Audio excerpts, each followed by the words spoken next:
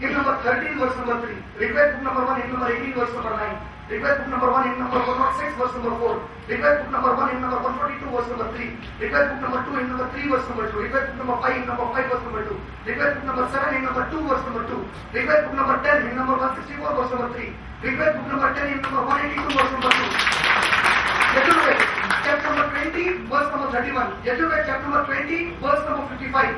Yajurved, chapter number 20, verse number 47. Yajurved, chapter number 21, verse number 48. Yajurved, chapter number 21, verse number 55. Yajurved, chapter number 28, verse number 2.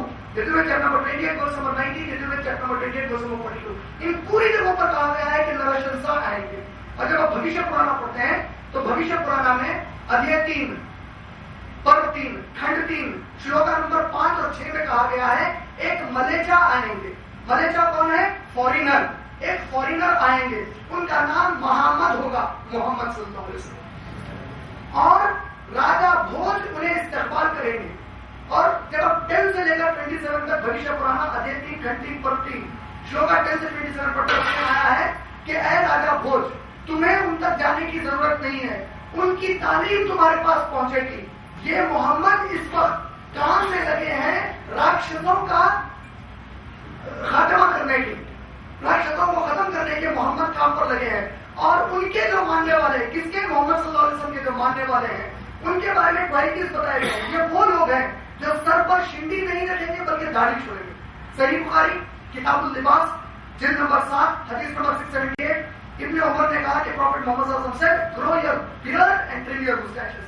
इनके मानने वाले लोगों को अजान देकर जमा करेंगे और मुस्लिम कम्युनिटी आवाज लगाकर जमा करेंगे। इनके मानने वाले आवाज लगाकर खुदा की इबादत के लिए लोगों को जमा करेंगे।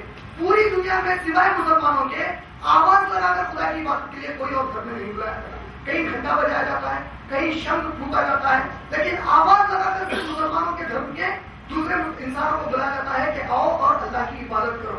इनके मानने वाले सुअर का गोश्त नहीं खाएंगे। They will not eat pork, pig meet नहीं खाएंगे। सूरह बकरा सूरह नंबर 2 आयत नंबर 173, सूरह माइदा सूरह नंबर 5 आयत नंबर 3, सूरह अनाम सूरह नंबर 6 आयत नंबर 145, सूरह नहल सूरह नंबर 16 आयत नंबर 115।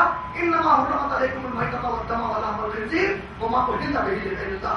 अल्लाह ने तुम पर हराम कर दिया है मुर्दार गोश्त, मरा हुआ जानवर, जानवर का खून और सुअर का गोश्त और वो तमाम खाने पीने की चीजें जिस पर अल्लाह के सिवा किसी और का नाम लिया गया हो।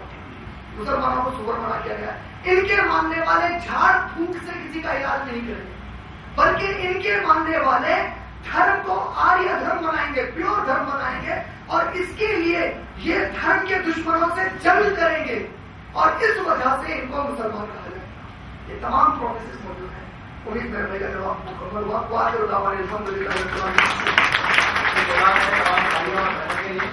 आज शाम नमाज 9 बजे राना साहब का जो है एक पब्लिक लेक्चर है और उसके बाद सवाल जवाब का सेशन होगा। हमारे तमामी श्रोता से हम गुजारिश